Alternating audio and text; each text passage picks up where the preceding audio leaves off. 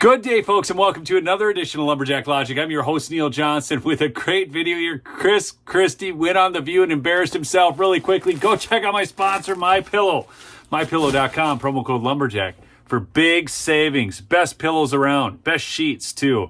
So anyways, Christie's got a book. And you know how all of these political freaks go around on their book tours and then they get invited. This is why they need the media to love them so much. That's what makes Trump so vastly different. He doesn't care. But Christie needs media love. He needs it like the deserts need the rain to make the flowers grow, people. This is Christie, and so check this out. Yes, well, we have to ask you about your book. I'm sure you'd love to discuss it. Sure, why not? What would Reagan do? Life lessons from the last great president. Now, and my model here. Yes. But I want a picture of that. What do you think Reagan would say about the Republican Party today? He wouldn't recognize it. Yeah. And the great thing about Reagan is that we don't have to speculate about it because he did this in 1964. In 64, as he was getting ready to run for governor of California, the John Birch Society was really big in this country. Horribly racist, anti-Semitic. That was a big force in the Republican Party. At the same time, the KKK was an even larger force in the Democrat Party. And the only two people who stood up to the John Birch Society back then were Ronald Reagan and William Buckley. And they did it together. Barry Goldwater promised to do it. He backed off. And it was Reagan who stood up and said, I don't want to have to do anything to change myself to get an endorsement from someone. If you like me and you want to vote for me, that's fine. Doesn't mean I like you. Folks, Ronald Reagan and Donald Trump are completely different, okay? Ronald Reagan, well, he's a once-in-a-lifetime political talent, meaning he's skilled as a politician. He was principled. He was great. I absolutely love Ronald Reagan, but he's a completely different skill set, and this is a different time, okay? So Donald Trump is a wrecking ball. Quite frankly, I'm okay with that. I think that a lot of the institutions need to be wrecked that have gone completely AWOL. Well, but he also and that's what he did. I mean, look, so we don't have to speculate about what he would have done with this party. He would have stood up to Donald Trump and done exactly what needed to be done to say this is wrong, it's bad for the country and bad for our... Christie is so embarrassing. He's embarrassing to himself. He's embarrassing to the Republican Party. Donald Trump is not a racist. In fact, Donald Trump is the one who invited black leaders to the White House and actually talked with them and talked about lowering incarceration and then actually did something about it. Donald Trump has done more for black people than Joe Biden could ever think about doing. Nancy Reagan would have kicked his behind. Oh, yeah. I want to go back to Biden for a second. Okay. So let me just say that the economy and jobs report keeps exceeding expectations right now. People should know this.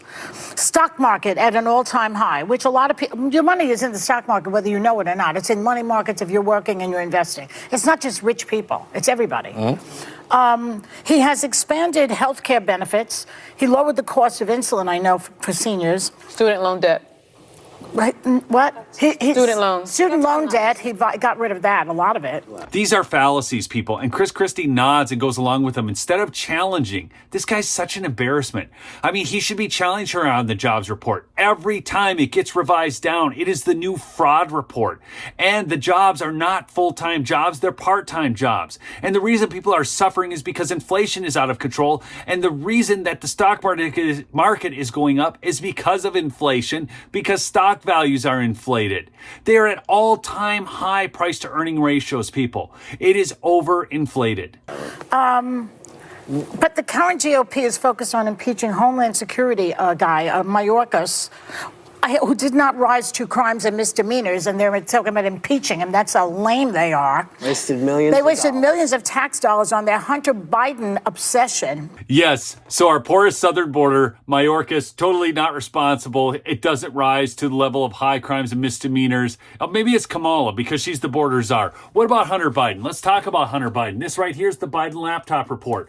This details 400 and some odd federal crimes. And these are the people who tell us that no one is above the law. Tom Elliott of Grabian has done another supercut. Bedrock principle of American justice. No man is above the law, no matter what the crime. And I agree with you. No man is above the law, and no person is above the law. No one is above the law. No one is above the law. No one's above the law. No one is above the law. No man is above the law. Nobody is above the law. No one is above the law.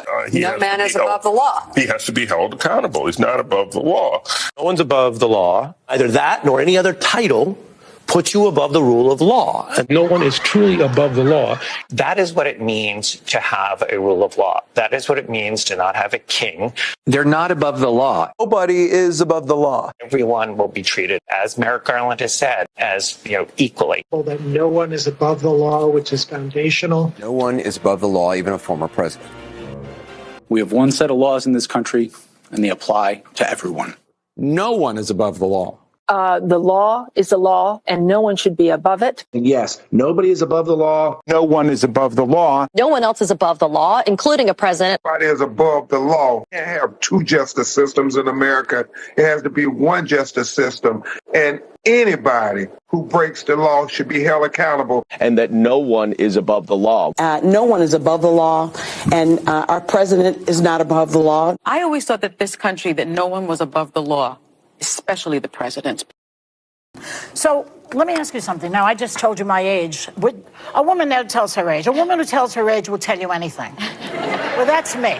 So I can't wait to get off the air. That would be really great. I turned 81 in October. Joe Biden is exactly my age. Right. I don't see this obsession with his age when all of this is being accomplished in this country. Tell me why that's an issue.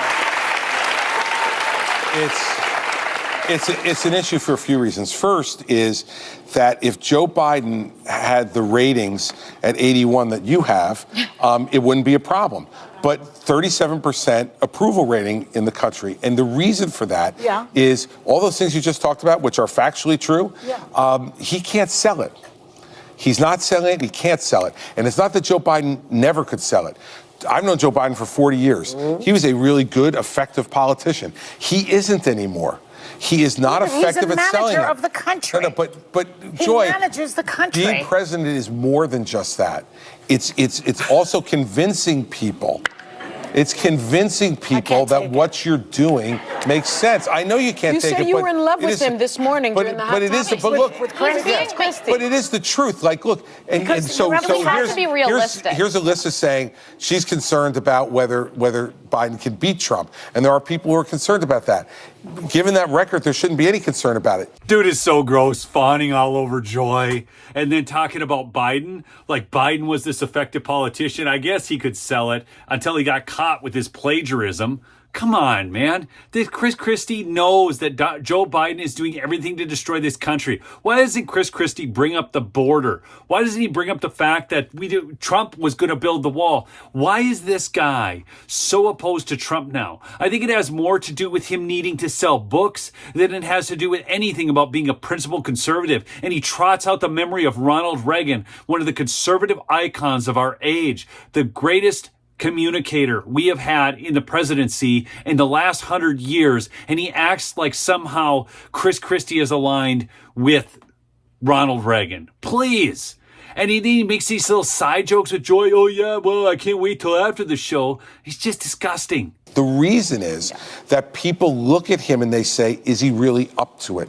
Can he really do it? And can he not only do it today, but we're giving him a 4-year contract to go until he's 86. But when you compare him to Trump, the guy has all these smart people around him. Trump will have every idiot in the country in his administration. Joy, you know that's not true. Trump isn't bringing the ladies of The View into his administration. There's no possible way he can have every idiot in the country in his administration. Actually, I'm going to give you the best news of the day out of Reuters. Trump's election A-team, lean, mean, and largely unseen. And it goes on in the article to describe Trump's re-election campaign and his re-election campaign team.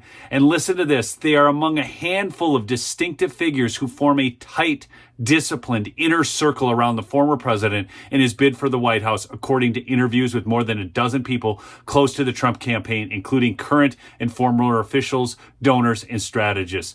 This core campaign team of a half dozen aides is unswervingly loyal to their boss and chooses to stay mostly in the background, the people interviewed said, making a stark departure from Trump's previous looser orbit of advisors, which was characterized by infighting, media leaks, and firings. And that is true. But now Trump has learned the lessons from the past. He's learned that he doesn't need a bunch of Washington insiders. He is tightening up his team, and he is going to have a much better presidency. The fear is being unable to convince the public. Yes, but here's the thing about the public. The public, as we know, is quite fickle. The public will go with whatever poll you say or whatever poll you say. Polls come and go. Look at how badly Joy Behar is stressing. In fact, you might want to just rewind a few seconds, but watch her breathing and watch her looking at Whoopi. What isn't happening is not that they can't sell it. It's that the voice, like they should be here and on MSNBC the way the Republicans are on Fox every 4 seconds. Right. Yeah. We don't have the mouthpiece because we don't have the time because we actually got to get stuff done. No, that's look. I'm sorry. Listen, I'm in this. I'm in all of this. Whoopi, look. Yes. We have had Democratic presidents who have been able to sell it. Okay, people, that might be the biggest lie you see all day. She is literally telling you that the media narrative is controlled by Republicans, not Democrats. Tell me a major media outlet right now that is actually conservative. Fox is not a conservative outlet. I mean, did you remember when Chris Wallace, who was a Democrat, who was the main anchor at Fox, then left and went to CNN and then became the sinking Titanic on their new streaming service? Yeah, look, I mean, the Democrats do just fine at having the media. The problem is they don't have anything good to sell. And not only that, they don't have good salespeople. They have luggage thief and an admiral that's a dude that thinks they're a lady. I mean, what are they going to do? Trot these people out? Or Karine Jean-Pierre, they're going to trot her out? They try it. Jen Psaki's got a show now, and she sucks. She tried to belittle Tucker Carlson the other day. Tucker Carlson's X interview is probably up to 200 million views now. The new media is the thing. The old media is dead, and that's what they're failing at.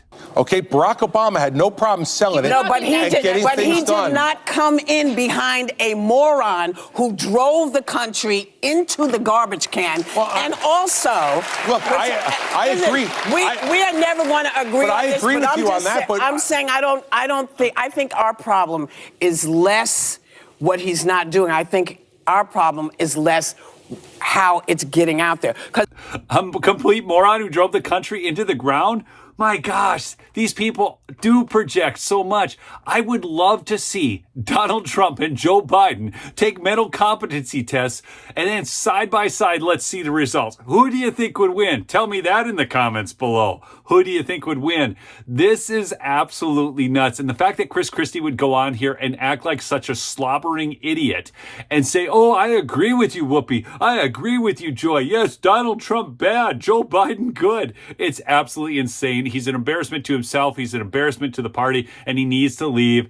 Thanks so much, people. Make sure to check out my sponsor, MyPillow. That's right, MyPillow.com. Promo code Lumberjack. Get yourself some Giza sheets. They are the best sheets you will ever own. And those towels, they're absorbent. They're soft. They're just perfect. All right? We'll see you on the next episode. Remember, subscribe if you're new. Peace out.